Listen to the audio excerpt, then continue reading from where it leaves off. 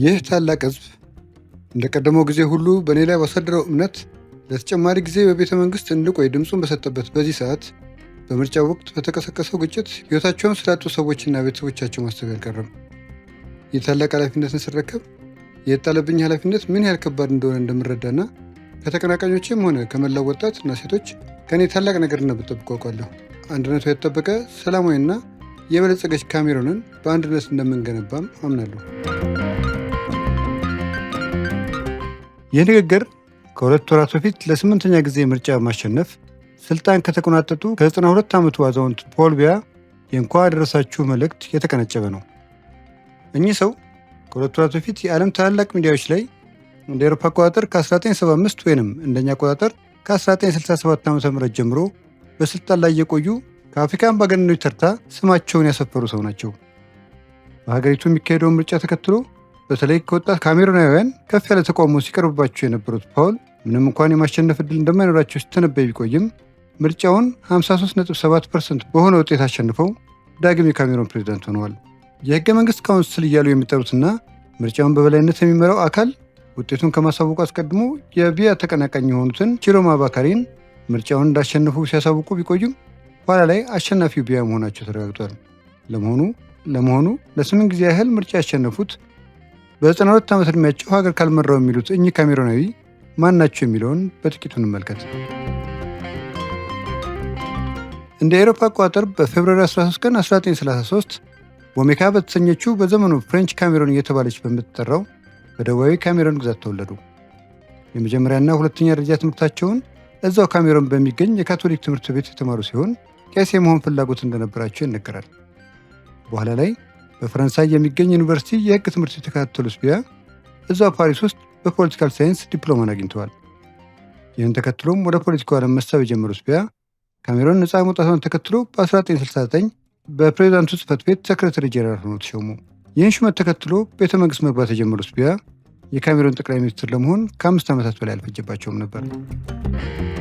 በጠቅላይ ሚኒስትርነት እስከ 1982 ሲያገለግሉ የቆዩት ቢያ የወቅቱ የካሜሩን ፕሬዚዳንት አህመድ አይዶ በገዛ ፈቃዳቸው ስልጣናቸውን መልቀቃቸውን ተከትሎ የስልጣን ወንበርን መቆናጠጥ ቻሉ።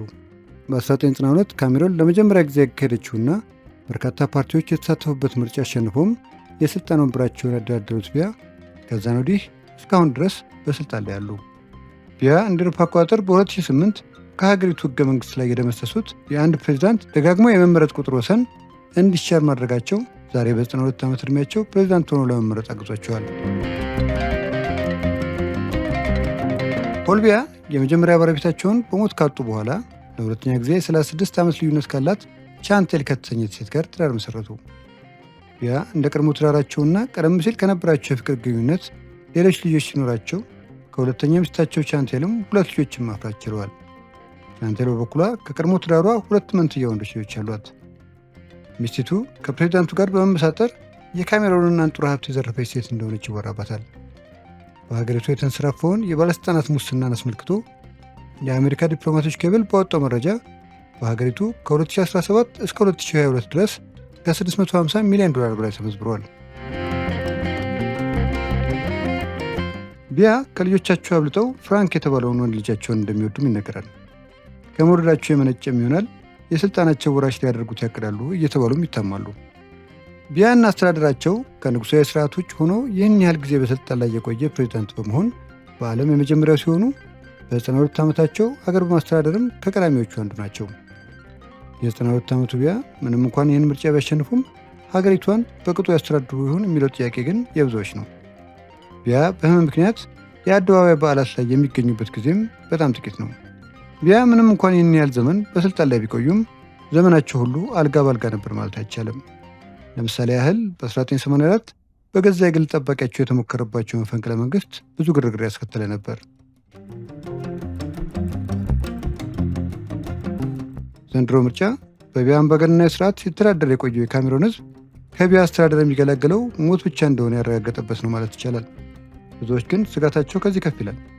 ምንም እንኳን አዛውንቱ ከሞት አፋፍ ላይ ቢሆኑም ይህን ሥርዓት በቀላሉ የሚገላገሉት እንደማይሆን አንዳንድ ምልክቶችን እያዩ ነውና፣ ይኸውም የ92 ዓመቱ ፕሬዚዳንት ሲያልፉ በዙፋናቸው ልጃቸውን ለመተካት እየመከሩ ነውና።